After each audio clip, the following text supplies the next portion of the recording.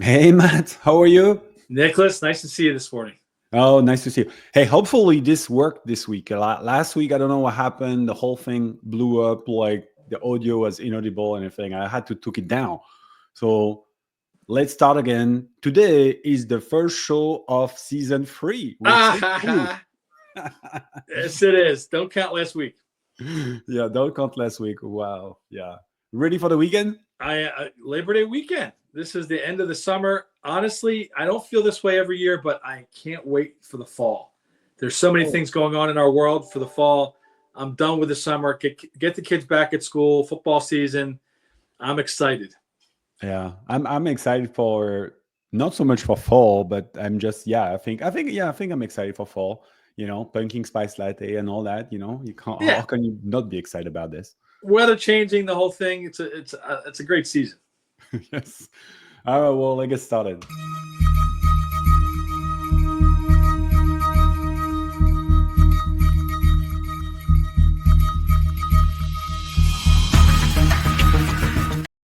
All right, everybody. This is Nico with eStreamly, the company that gets you live stream and video commerce on your site, social media, email, SMS, wherever you are. Your video is shoppable, and I'm so excited to be here with my friend Matt from E6 Marketing, the company that gets you on QVC and HSN. We have some interesting stories to bring up today, especially around auctioning and live stream. So I'm super excited about the day. But before we go there, Matt, why don't you tell us what the show is about? Yeah, thank you very much, Nicholas. Thank you, everyone, for tuning in. This is called the VCommerce Podcast. Nicholas and I are here every Friday at 11 a.m. Eastern Time. What is video commerce? That's what we do every day. Video commerce is the selling platform, app, or channel that you buy through video. So QVC, HSN, a lot of the other networks sell products through live broadcasting. Now it's graduated into live streaming. It's through your apps, it's through your phone. It's pretty much everywhere you are. Large companies, small companies, everyone's getting involved in video commerce. It's one of the hottest things in the last couple of years through video, through commerce and e-commerce and other channels.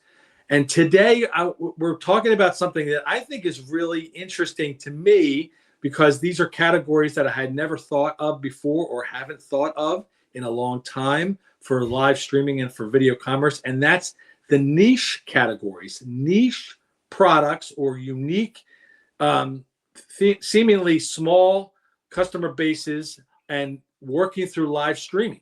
So, Nicholas, I saw a story this week, I think it was this morning or yesterday, about Whatnot. Whatnot is launching a coin collecting division or a coin collecting show on their app. And they reported in the last year, coin collecting is up 167%. Oh, wow. It's grown in orders year over year 191%. And the monthly buyers in live streaming coin collecting or coin collecting overall have doubled. So, coin collecting. Have you ever thought about coin collecting? And have you ever thought about someone showing you the coins through live streaming? Yeah, and so I mean, I think Whatnot is really well known to be in the collectible space, right? And at the moment, there's a transaction value and a speculation value. I think Whatnot really plays something quite interesting there because they have the auction style and all that stuff. Now, we also have to maybe step back a little bit and look at the macro standpoint. What did go up also for the last year plus? Gold, maybe platinum, some of those Yeah. metals, right? So maybe there's a play also where those some of those coins are like gold and stuff like that. And so not only it grew because of the interest of like just the platform, the interactivity, the engagement, but also it grew because just the general awareness of the population looking to maybe buy some of those things as a way to store wealth and stuff. We also know that Costco and some of those like have been saying that they can't sell. I mean, like as soon as they got gold, they end up selling the bar. So there is a demand from consumer, and maybe the Whatnot coin is riding the wave on that. I don't know. I just thought of Travis Kelce and Taylor Swift. Oh, They got.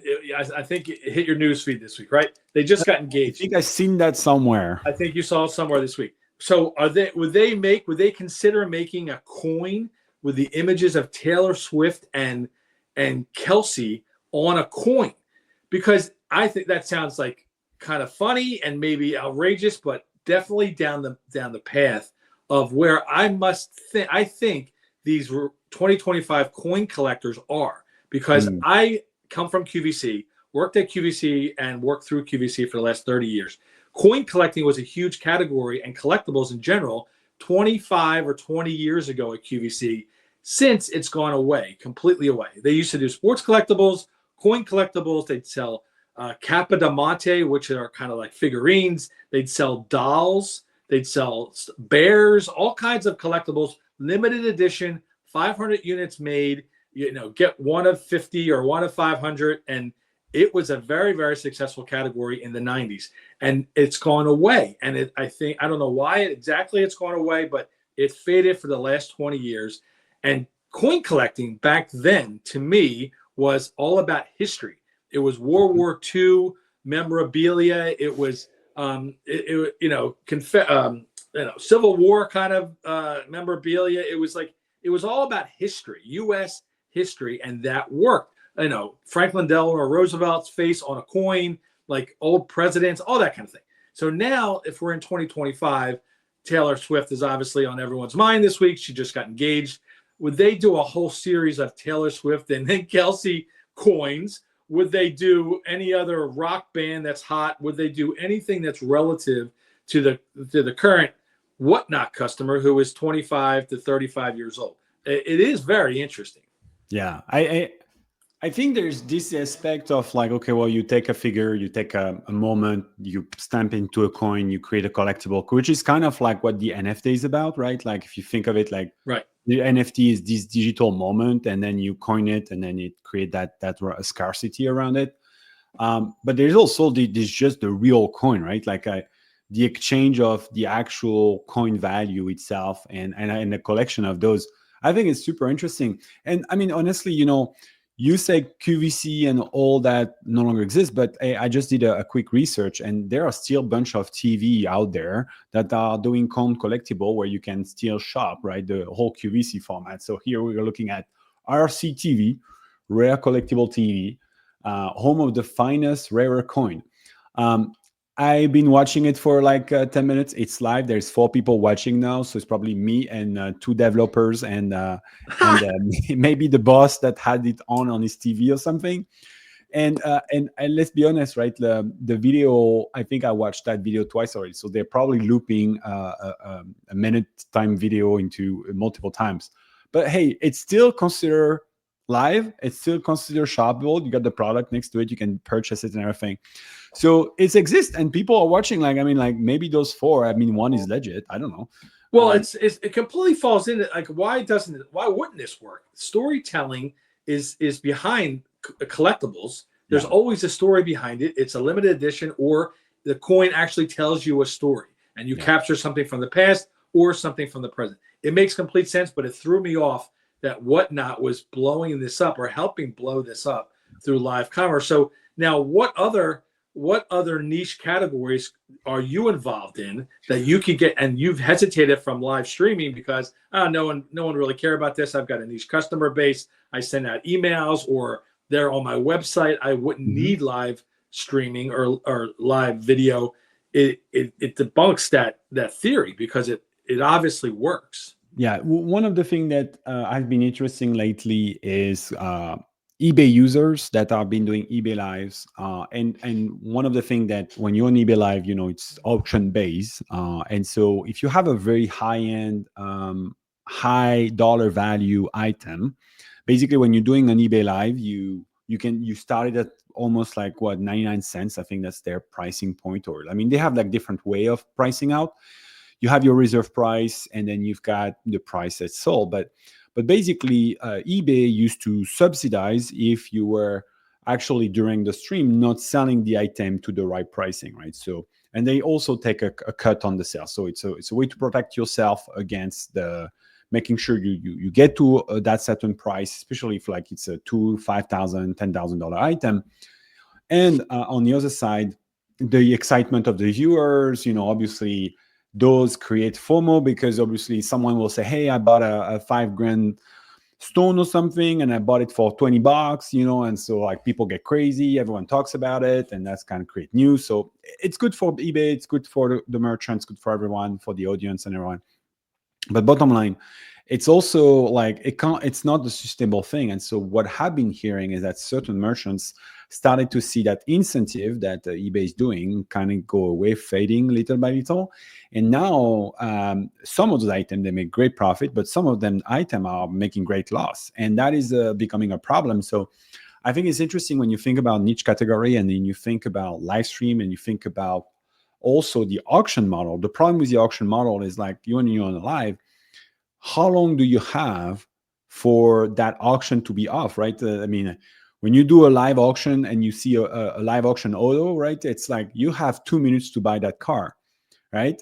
On eBay, it's a 48 hours, like, or maybe sometime a seven days auction style. But on the live, it's very short, right?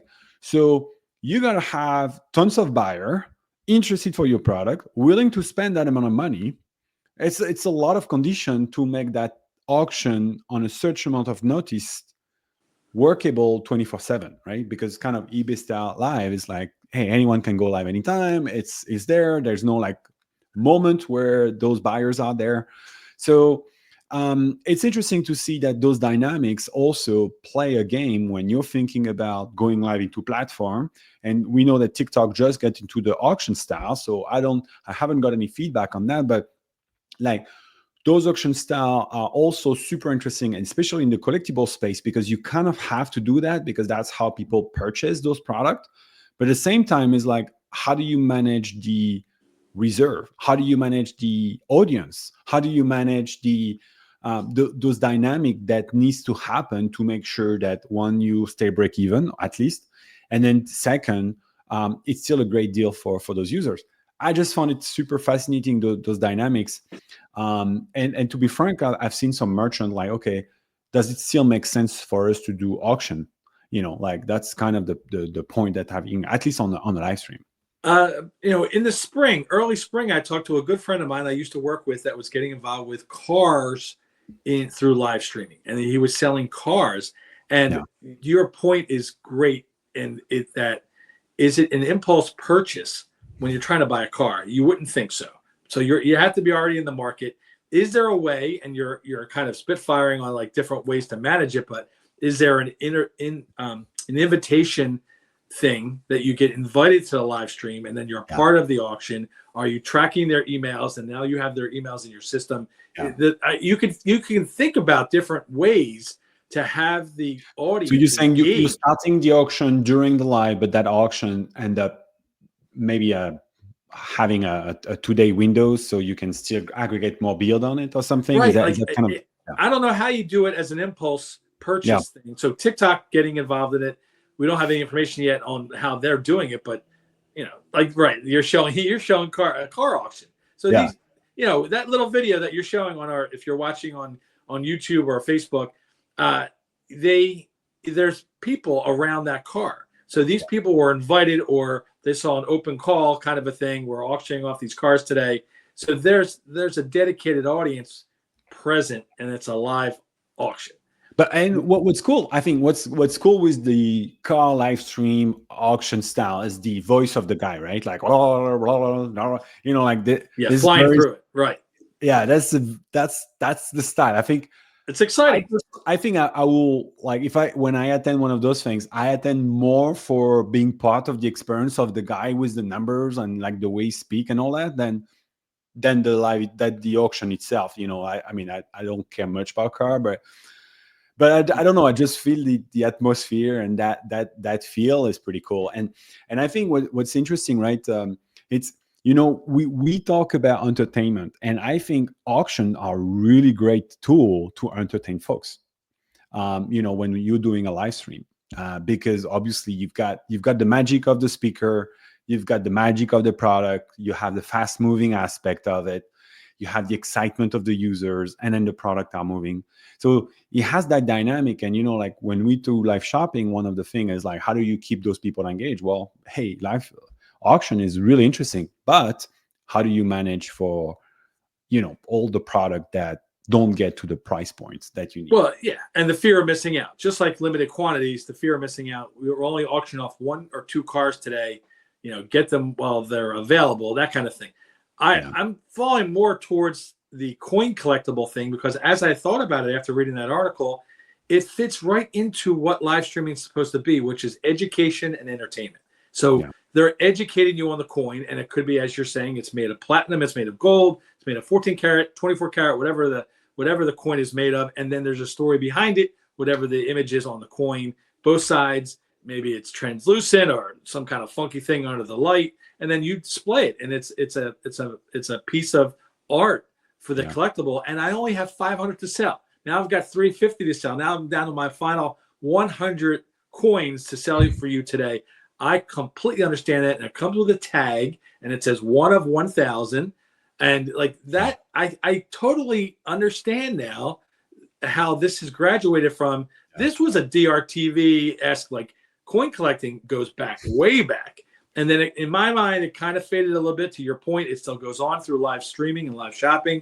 And now it's coming on Whatnot. So now let's get the old dolls, the old dolls that people used to collect, or the old tchotchkes people used to collect. Collectible. Well, I mean, like there's been a big currency on that with the doll coming out of China. I can't remember the name of it, but the guy got billionaire in 7 weeks or something. Oh my God! I just said that. I mean, are you a Seinfeld fan, Nicholas? Do you watch Seinfeld? No. Oh, there's a show. George Costanza's mother, his girlfriend had all these dolls, collectible dolls, and one of his girlfriend's collectible dolls looked just like George Costanza's mother, and it freaked George Costanza out. It freaked him out. The episode was so funny, but it was about this woman collecting dolls. Like that was that was really the whole episode. Anyway, all right, well, coin collecting is a great topic, and it's a great, like, anything niche, whatever you think it's niche, you think you got a small audience, it works through live streaming. I think that we've solved that. So speaking of niche, and in a way, I don't know if it's a limited edition, because in this case it won't be limited edition, but it's certainly niche and storytelling and video commerce and all those things. Have you seen the latest move of Louis Vuitton getting into beauty? And actually, the reason I'm saying Louis Vuitton is not known for doing any video commerce things or being like out there with, doing live stream shopping or any of that. But, they like video, as any big brands. And I think they use video very smartly to tell the story. And so this is the video that they have created to announce the product.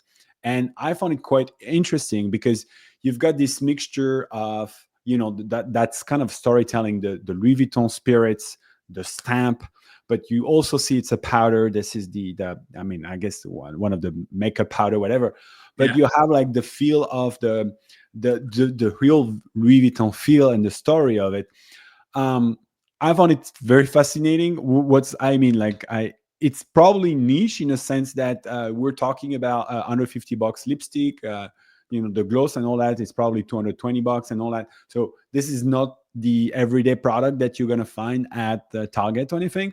But I just found it interesting that to see company of that caliber getting into beauty, probably for multiple reasons, but trying to reach out and addressing the consumer into a more consumable product. I don't know what you thought on that.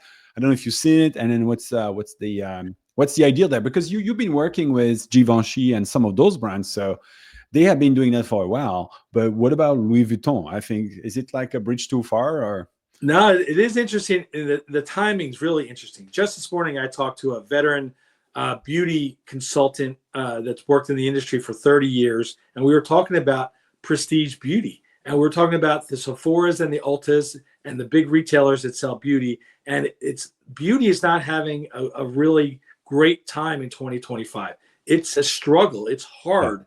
This customer's turning over, and the high-end companies have a niche to themselves, own Givenchy, own Louis Vuitton, own whatever brand you want to call out.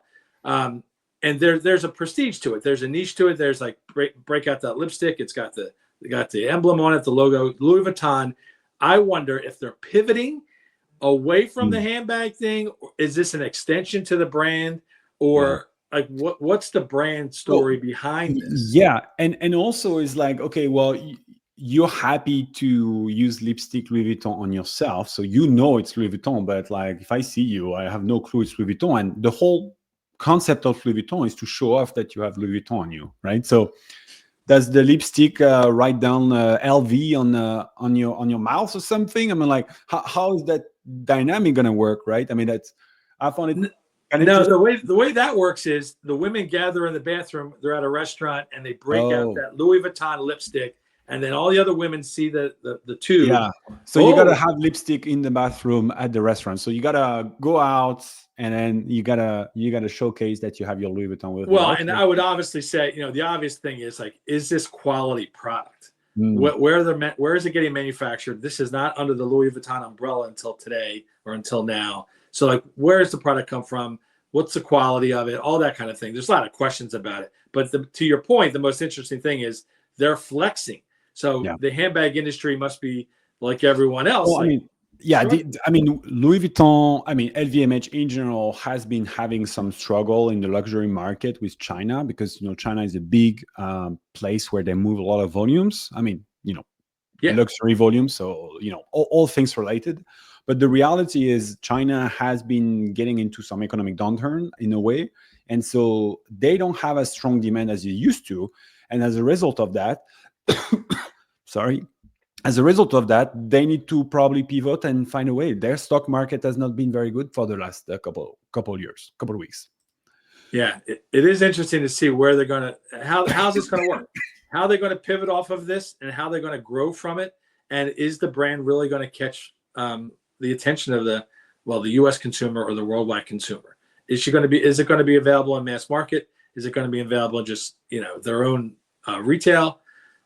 It's a cool story to pull down. It's definitely, it makes you think about where things are moving. Great, Matt. Well, it's another great episode. Thank you for being here. We are here every Friday on LinkedIn and obviously on YouTube and some of these other channels under the Live E-commerce podcast. So you can also find us under Extremely. We'd love to hear your feedback and hear from you. Tell us like what you would like to hear next time, or if you want to join the show, also raise your hand. We would love to have you. Matt, you ready for the weekend? Yes, Nicholas. Enjoy your Labor Day weekend. I hope you get some burgers and hot dogs on the grill this weekend. Enjoy the time with your family. Extra day off. And then all the kids go back to school, and we're in the fall season. So I'm excited. Yeah, my kid have been there for already a month. So a month? August 1st, no, August 2nd, I think they get started school. So. They start really early. Very early. All right. Wow. Well, hey, Matt, we'll see you soon. All right, Nicholas. Bye-bye.